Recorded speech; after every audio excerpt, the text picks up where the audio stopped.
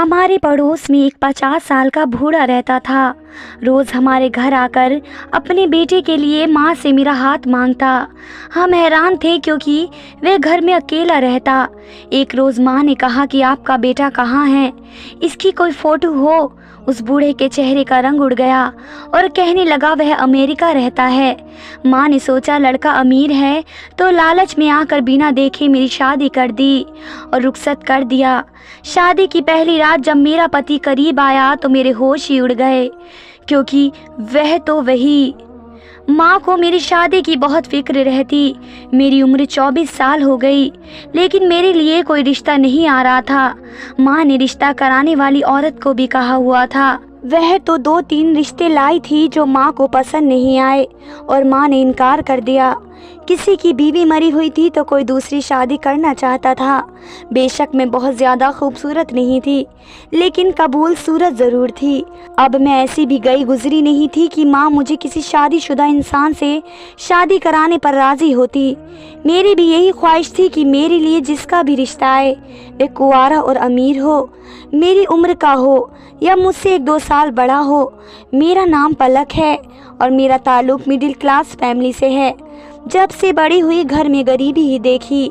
अब भी हमारे हालात वैसे ही थे। इसकी वजह यह थी कि मेरे भाई नहीं थे। हम 2 बहनें थी, मैं बड़ी थी और एक मुझसे 4 साल छोटी।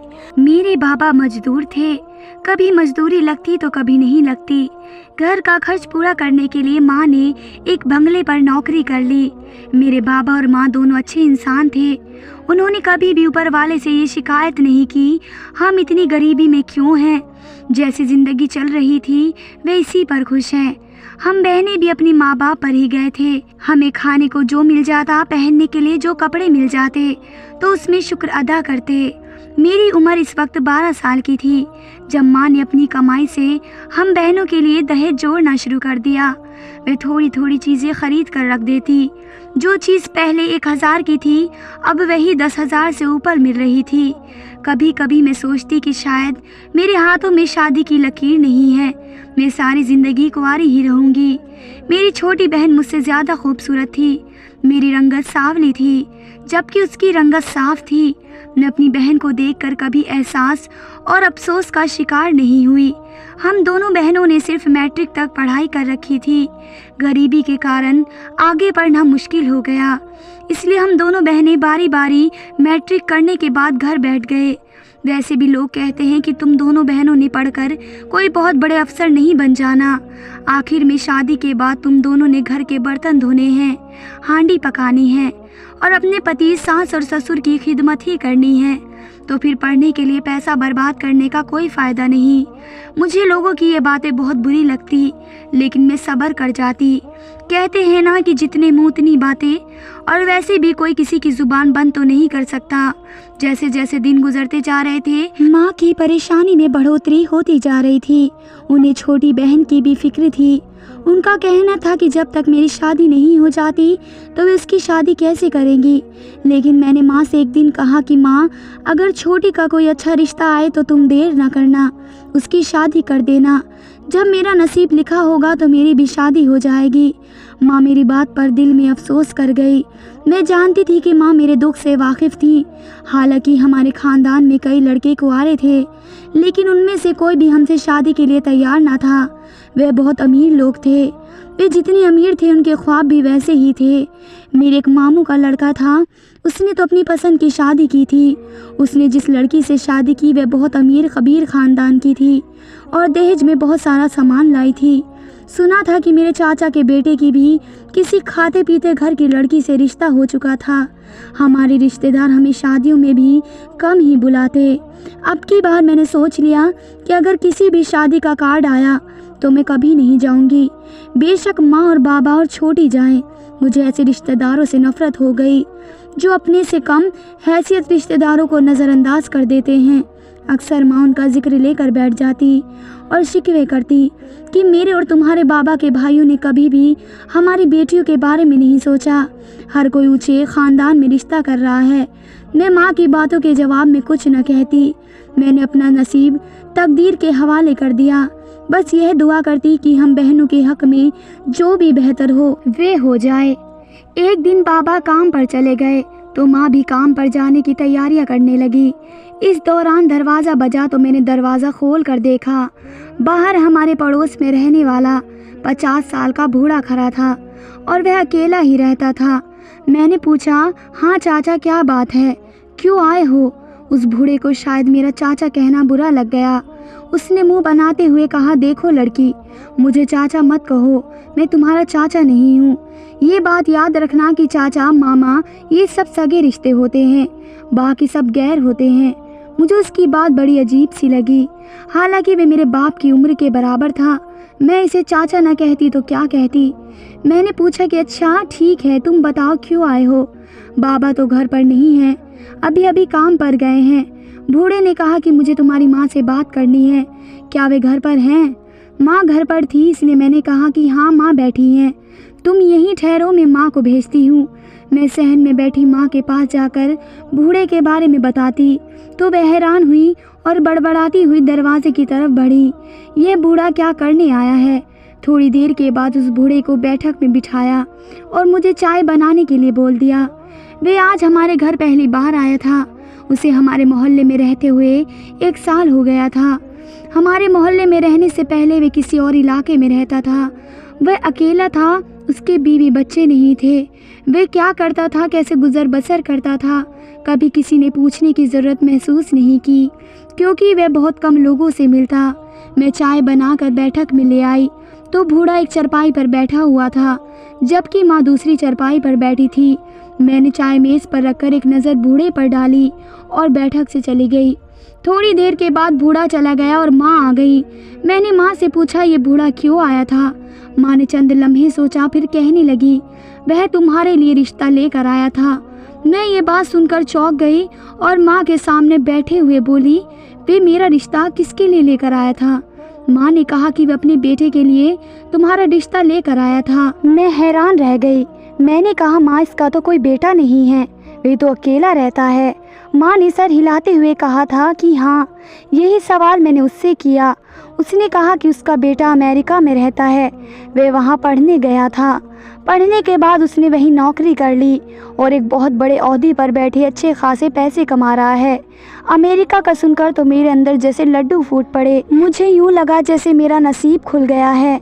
जब मेरे रिश्तेदारों को पता लगेगा कि मेरे लिए अमेरिका में रहने वाली लड़की का रिश्ता आया है तो वे जल भुनकर कोयला बन जाएंगे। मैंने सोचा, फिर माँ से पूछा, फिर तुमने क्या जवाब दिया माँ? माँ ने कहा कि मैंने अभी से कोई जवाब नहीं दिया। मैंने उससे कहा कि वह पहले मुझे अपने बेटे की तस्वीर दिखाए। अगर मेरी बेटी को तुम्हारा बेटा पसंद आ गया तो मैं शादी के लिए हाँ कह दूंगी। माँ काम पर चली गई और हम दोनों बहनें बूढ़े के बेटे के बारे में बातें करने लगे। खुशी के मारे तो मेरे पैर ज़मीन पर नहीं टिक रहे थे। मेरी बहन कहने लगी कि बाजी, शादी के बाद अमेरिका जाकर हमें भूल न जाना, वरना मैं सारी ज़िंदगी तुमसे नहीं बोलूँगी। मैं छोटी की बात पर हंस देती और कहती थी कि पगली, मैं तुम सबको क्यों भूलूंगी, बल्कि ऊपर वाले ने चाहा तो मैं तुम्हारी शादी भी किसी अमेरिकन लड़के से करवा दूंगी। तुम भी सारी ज़िंदगी ऐश करना। मुझे अब इंतज़ार था कि किस तरह मेरा रिश्ता बूढ़े की अमेरिका वाले बेटे से हो जाए और मैं अपने घर की हो जाऊं। 2-3 रोज़ गुजरे थे कि एक शाम बूढ़ा फिर अपने बेटे का रिश्ता लेकर आ गया। इस वक्त बाबा भी घर पर थे। बाबा ने कहा कि हमें रिश्ता देने पर कोई एतराज़ नहीं है, लेकिन तुम पहले हमें अपने बेटे की तस्वीर दिखाओ। तस्वीर के नाम पर बूढ़े का रंग उड़ जाता। वह हड़बड़ा जाता और कहता, मेरे पास मेरे बेटे की तस्वीर नहीं है, जो तस्वीर पहले थी वे गुम हो गई है। तुम रिश्ता पक्का कर दो। जब मेरा बेटा अमेरिका से यहाँ आएगा तुम लोग उससे मिल लेना। मेरे माँ बाप बेहद सीधे थे, उन्होंने हाँ कह दी। बूढ़े ने तो कह दिया कि जब उसका बेटा अमेरिका से वापस आएगा तो उसे बाबा से मिलवा देगा। माँ ने तो बूढ़े से यह भी कहा था कि आज का दौर तो बहुत आगे निकल चुका है। व्हाट्सएप ने पूरी दुनिया के इंसानों को एक दूसरे के करीब कर दिया है।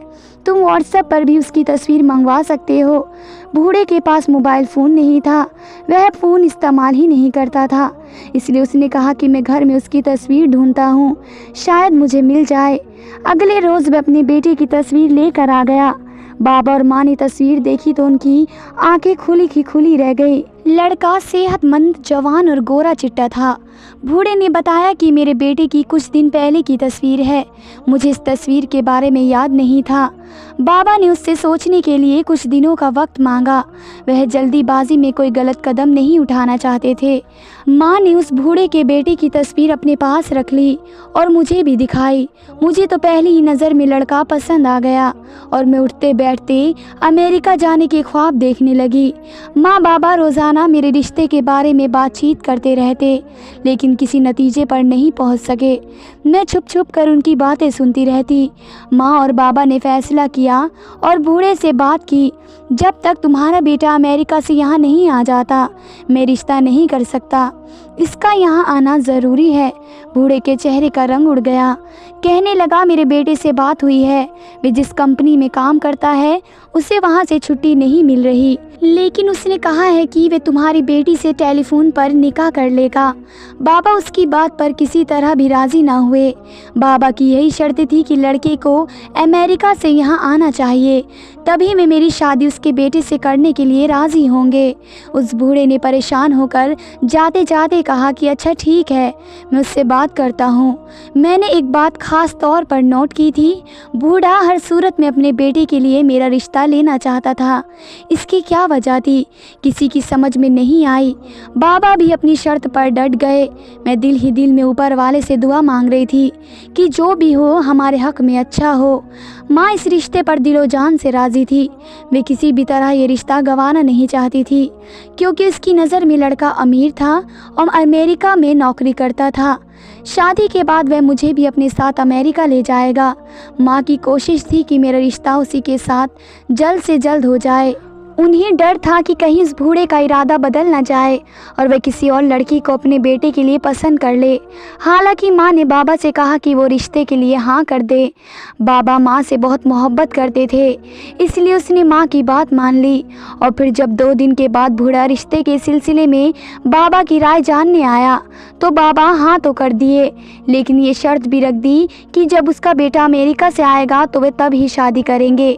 बूढ़ा खुश हो गया। अगली रोज़ उसने आकर बताया कि मेरा बेटा 1 हफ्ते के बाद आ रहा है, तुम लोग शादी की तारीख रख लो। शादी के 2 दिन के बाद अपनी बीवी को लेकर अमेरिका चला जाएगा, क्योंकि उसे बड़ी मुश्किल से छुट्टियां मिल रही हैं। मेरी शादी की तारीख रख दी गई। मेरी शादी 10 तारीख में रखी गई और उसी दिन ही उसने अमेरिका से आना था। बूढ़े ने कहा कि शादी सादगी से होनी चाहिए, क्योंकि उसको ज़्यादा भीड़ पसंद नहीं। हमने शादी की तैयारियां शुरू कर दी। माँ की तो खुशी का कोई ठिकाना नहीं था। माँ ने मोहल्ले के लोगों को बताया मेरी बेटी की शादी अमेरिका में रहने वाले बूढ़े के बेटे से हो रही है, तो सब मेरी किस्मत पर रश्क करने लगे। माँ ने शादी में ज्यादा लोगों को नहीं बुलाया, चंद मोहल्ले वाले और घर के लोग थे। जैसे जैसे शादी की तारीख करीब आ रही थी, मेरे दिल की धड़कन भी बढ़ती जा रही थी। मैं सोते जागते उसके ख्वाब देखती कि मैं उसके साथ अमेरिका की सड़कों पर सैर करती फिर रही हूँ। कभी हम किसी मॉल में शॉपिंग कर रहे हैं, तो कभी किसी होटल में बैठकर खाना खा रहे हैं। मैं तो ख्वाब की दुनिया में हो गई, पर छोटी की वही रटती कि अमेरिका जाकर हमें भूल न जाना। आखिरकार वह वक्त आ ही गया जिसका ख्वाब हर लड़की देखती है। मुझे मायूं बिछा दिया गया। फिर मेहंदी की रात गुजर गई और बारात वाली रात आ गई। अमन की फ़्लाइट का वक्त शाम 6:30 बजे का था, लेकिन 7 फिर 8 और फिर 9 बज गए, लेकिन अमन अमेरिका से वापस ना आया। मेरे घर वाले परेशान थे, खुद बूढ़ा भी बहुत परेशान था। वे बार बार अपने बेटे को कॉल मिला रहे थे, लेकिन उसका नंबर बंद जा रहा था। रात 10 बजे उन्होंने अमन से बात की तो उसने बताया कि वह अभी अमेरिका से रवाना हो चुका है और रात 1-2 बजे तक पहुंचेगा। ये सब सुनकर माँ बाबा परेशान हो गए। सबकी समझ में कुछ नहीं आ रहा था कि क्या करें। मैं भी दुल्हन बनकर अपने कमरे में बैठी हुई अमन के आने का इंतज़ार कर रही थी ताकि वे आए और निकाह हो, लेकिन वे अभी अमेरिका में ही थे। मुझे अपने अरमानों पर पानी फिरता नज़र आ रहा था। मुझे अपने ख्वाब टूटते हुए महसूस हुए। बाहर शहर में इसी हवाले से बातें चल रही थी। आखिरकार तय हुआ कि मेरी अमन के साथ टेलीफोन पर शादी कर दी जाए और रुखसती भी कर दी जाए। जब अमन अमेरिका से आ जाएगा तो वे सीधा ही अपने घर अपनी दुल्हन के पास चला जाएगा, ऐसा हमने कहा। फिर टेलीफोन पर शादी हो गई। मैंने अमन से शादी कबूल कर ली। जो सब ने सुना था उस तरह मेरी शादी अमन के साथ हो गई और मैं उसके बाद यानी अपने ससुर के साथ रुखसत होकर उसके घर चली गई। क्योंकि हमारे घर करीब करीब थे, इसलिए मुझे गाड़ी में बैठा कर वे सब चले गए और मैं अपने ससुर के साथ अमन का इंतज़ार करने लगी। ससुर ने बताया कि अमन पहुंचने वाला है। मैं अमन का इंतज़ार करते करते थक गई। मैं सारा दिन की थकी हुई थी, इसलिए जैसे ही थोड़ी देर हुई तो आंख लग गई। पता नहीं मुझे कितनी देर हुई कि अचानक मुझे आहट महसूस हुई तो मेरी आंख खुल गई। मैं उठकर बैठ गई। बाहर से मर्दाना आवाज़ें सुनाई दी तो मुझे समझ आ गया कि अमन आ गया है। मैंने जल्दी से घूंघट ओढ़ लिया और अमन के देखने के लिए बेताब हो गई। मेरा दिल ज़ोर ज़ोर से धड़क रहा था, ऐसे जैसे पसलियाँ तोड़कर बाहर निकल जाएगा। इतनी देर में मुझे दरवाज़ा खुलने की आवाज़ सुनाई दी। शर्म के मारे मेरा सर झुका हुआ था और मैं सिमट गई थी। दरवाज़ा बंद होने की और कदमों की आवाज़ सुनाई दी, लेकिन मैं वैसे ही सर झुकाए बैठी रही। आने वाला यकीनन अमन ही था। वे मेरे पास आकर बैठ गया और मैं सोचती रही कि वे मेरा घूंघट उठाएगा। कुछ लम्हे गुजरने के बाद उसने मेरा घूंघट तो उठा लिया, लेकिन मैं शर्म के मारे आंखें न उठा सकी। तुम बहुत प्यारी लग रही हो पलक, एक आवाज़ मेरे कानों में पड़ी तो मैंने चौंकते हुए आंखें उठाई। अपने सामने बैठे शख्स को देखकर मेरी जान निकल गई, क्योंकि मेरे पास मेरा पति अमन नहीं बल्कि मेरा ससुर ही बैठा हुआ था और उसी ने ही मेरा घूंघट उठाया। मुझे उसे देखकर गुस्सा आ गया और मैंने उसका हाथ झटक दिया। ये क्या बदतमीजी है चाचा, मैं तुम्हारे बेटे की अमानत हूँ। मेरे लहजे में दुनिया जहान की नफरत थी। मेरा ससुर हैरान होकर कहने लगा, अरे भला मैं तुमसे क्यों बदतमीजी करूँगा, और तुम मुझे अब चाचा ना कहा करो। मैं तुम्हारा चाचा नहीं। और ये तुम किस बेटे की बात कर रही हो? मेरा कोई बेटा नहीं है। जब मेरी शादी हुई ही नहीं तो मेरा बेटा कहाँ से पैदा हो गया? मेरे ससुर की बात सुनकर मुझे अपना दिल टूटता हुआ महसूस हुआ। मैंने फिर हलक को तर करते हुए पूछा, चाचा मैं तुम्हारे उस बेटे अमन की बात कर रही हूँ जिससे मेरी शादी हुई है और वह अमेरिका से आ रहा है। मेरी बात पर उस बूढ़ी के चेहरे पर मुस्कुराहट आ गई और वह मक्कारी से कहने लगा, देखो पलक, मैं तुम्हें पहले ही बता चुका हूँ कि मेरा कोई बेटा नहीं है। तुम्हारा जिस अमन से निकाह हुआ है वह मैं ही हूँ। मैं तुम्हारा पति हूँ और तुम मेरी बीवी हो। ये सुना था कि मुझे यूं लगा जैसे किसी ने मेरे सर पर बम फोड़ दिया हो। मैं हैरान भरी निगाहों से उसे देखती रह गई, जो मेरे बाप की उम्र का था, और उसने धोखे से मुझसे शादी कर ली। उसने बताया था कि मेरा पूरा नाम अमन खान है। मैं शादी करना चाहता था। मुझे जितने भी रिश्ते दिखाए गए वे सब बेवा या तलाकशुदा औरतों के रिश्ते थे, जबकि मैं कुंवारी लड़की से शादी करना चाहता था। मैं रिश्ते की तलाश में था कि मेरी नज़र तुम्हारे माँ बाप पर पड़ी। तुम्हारे माँ बाप बेहद मासूम और सादे हैं, इसलिए मुझे यकीन हो गया कि अगर मैं ज़रा सी कोशिश करूं तो तुम्हारे माँ बाप मेरे झांसे में आ सकते हैं। मैंने इरादा बनाया और तुम्हारे माँ बाप को बताया कि मेरा अमन नाम का बेटा है, अमेरिका में रहता है। तुम्हारी माँ लालच में आ गई। उसका दामाद अमीर कबीर है, इसलिए वे रिश्ते पर राज़ी हो गई और हमारी शादी हो गई। इतना कहने के बाद उस बूढ़े के मक्कार चेहरे पर बहुत मक्कारी फैल गई और मैं बगैर पल के झपके उसे देखती उसकी बात सुनती रही। उसने अमन की जो आवाज़ सुनाई थी वे उसकी अपनी ही थी और उसने आवाज़ बदल कर पहले रिकॉर्डिंग की थी और निकाह के वक्त वो रिकॉर्डिंग चला दी थी। और अमन से जो बातें की थी कि ऐसा लग रहा था जैसे वाकई हकीकत में बातें की हों। मुझे तो यकीन ही नहीं आ रहा था कि दुनिया भूड़े जैसे भी धोखेबाज इंसान मौजूद हैं जो दूसरों की गरीबी और सादगी से फ़ायदा उठा लेते हैं। मुझे अपने माँ बाप की सादगी पर अफसोस हुआ कि उन्होंने छानबीन नहीं की, सिर्फ उस आदमी की बातों पर यकीन कर लिया। उसने फर्जी अमन की जो तस्वीर दिखाई थी वे उसकी अपनी जवानी की तस्वीर थी। अब क्योंकि वह बूढ़ा हो चुका था इसलिए वह तस्वीर उसने मैच नहीं करती। इस रात में बहुत रोई, मेरे सारे ख्वाब चकनाचूर हो गए। अगले दिन मैं सुबह ही उठकर अपने घर चली गई। वह बूढ़ा सो रहा था और मैंने माँ को जाकर सारी बात बता दी। मेरी बात सुनकर वे सब बहुत बुरी हालत में चले गए। मैं इस बूढ़े आदमी के साथ नहीं रहना चाहती थी, मैं उससे तलाक लेना चाहती थी, लेकिन माँ ने यह कहकर उसके साथ रहने पर मजबूर कर दिया कि शायद तकदीर में यही लिखा था, इसलिए अब तुम उसके साथ गुजारा करो।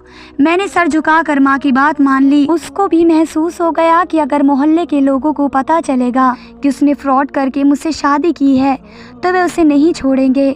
इसलिए उसने अगले दिन वे घर छोड़ दिया और मुझे लेकर दूसरे शहर शिफ्ट हो गया। मेरी शादी को 3 साल हो गए हैं। मेरा एक बेटा भी है।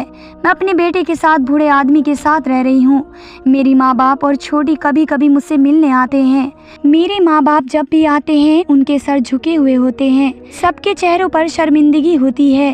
मुझे अपने माँ बाप से कोई गिला नहीं था, क्योंकि उसमें उनका कोई कसूर नहीं था। अगर उनका कसूर था तो सिर्फ इतना कि वे बहुत सादे मिजाज के थे और अपने इसी सादे मिजाज की वजह से धोखा खा गए थे। सब माँ बाप से अपील है, अपनी बेटियों का रिश्ता करते समय पूरी जानकारी लें। ऐसा ना करें कि अगर आपकी बेटी का रिश्ता नहीं हो रहा तो सब्र करें। रिश्ता आते ही ऐसे भी अपनी बेटी का हाथ किसी को ना दे। धन्यवाद दोस्तों।